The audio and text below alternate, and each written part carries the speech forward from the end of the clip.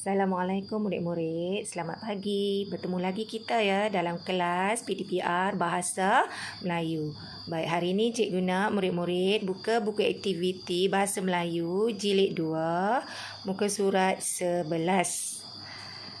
Hari ini kita akan menulis semula petikan dengan tanda baca yang betul. Baik, sebelum ini kita telah pun mengenali tanda baca iaitu tanda koma dan tanda noktah. Tanda koma digunakan untuk hentian sebentar dalam sesuatu ayat. Manakala tanda noktah pula digunakan sebagai mengakhiri sesuatu ayat penyata. Baik. Hari ini kita tambah lagi satu iaitu penggunaan huruf besar. Huruf besar digunakan untuk kata nama khas dan juga untuk memulakan sesuatu ayat. Baik, kita baca petikan ini terlebih dahulu. Hari kebangsaan hampir tiba. Normi dan Abang Norman menghias basikal. Cuba perhati ayat ini ya. Normi dan Abang Norman menghias basikal. Baik, Abang Norman. Apa yang salah di sini? Baik. Abang Norman ni ialah kata nama khas. Sebab dia tak sebut abang. Dia sebut abang ni ada nama. Abang Norman. Jadi dia perlu dimulakan dengan huruf besar. Jadi cikgu nak murid-murid guna pensel warna-warna merah, potong huruf A kecil ni ganti dengan huruf A besar. Baik. Kita sambung. Dia mahu basikalnya nampak cantik. Baik. Selepas tanda titik, sesuatu perkataan selepasnya mula dengan huruf besar.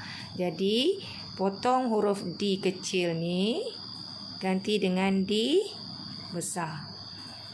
Okey, mahu basikalnya nampak cantik.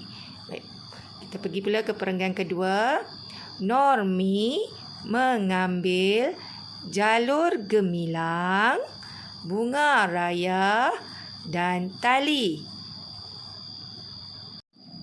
Normi mengambil jalur gemilang. Okey, cikgu hentian sebentar. Bila hentian sebentar, kita perlu letak tanda koma.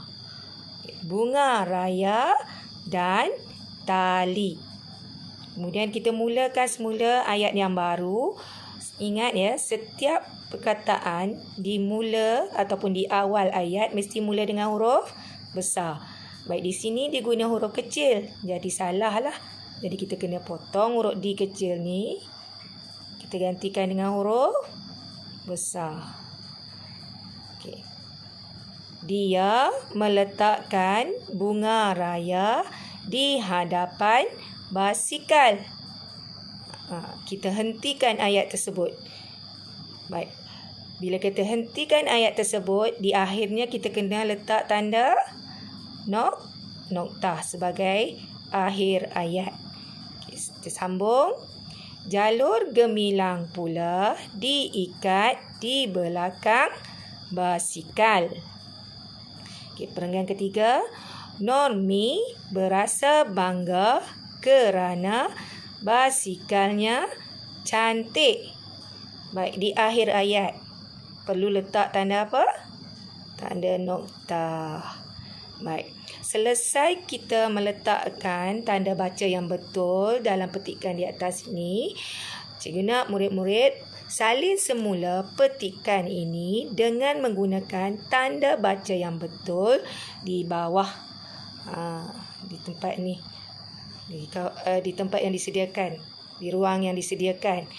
Baik, salin semula dengan tanda yang betul, tanda baca yang betul dan juga mengikut perenggan yang betul. Di sini ada 3 perenggan ya. Baik, cikgu dah pernah ajar cara menulis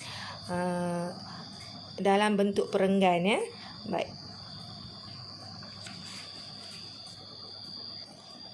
Ini cara menulis semula petikan itu menggunakan tanda baca yang betul dan dalam bentuk 3 perenggan. Ingat ya, perenggan pertama tidak perlu letak jari. Mula dari tepi garis.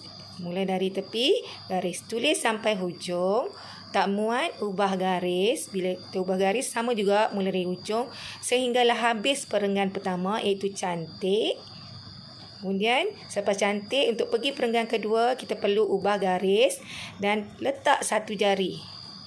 Letak satu jari dulu ya, baru mula untuk baris pertama perenggan kedua. Baik. Mula dengan perkataan normi, kemudian tulislah sampai hujung baris, tak muat, sambung ke baris berikutnya. Bila baris berikutnya, ingat anjak ke tepi semula, tak perlu letak jari untuk baris kedua. Tulis juga sampai hujung sehinggalah habis perenggan kedua. Nokta.